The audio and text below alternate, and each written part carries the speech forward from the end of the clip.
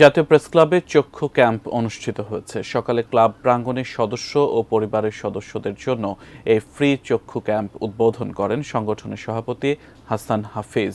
এ সময় প্রেসক্লাবের সাধারণ সম্পাদক আইয়ুব ভূঁইয়া, বিএফইউজের মহাসচিব কাদের গনি চৌধুরী সহ সংশ্লিষ্টরা বক্তব্য রাখেন। প্রাইম ব্যাংক আই হসপিটালের সহযোগিতায় দিনব্যাপী এ ক্যাম্পে শতাধিক সদস্য সেবা নিচ্ছেন।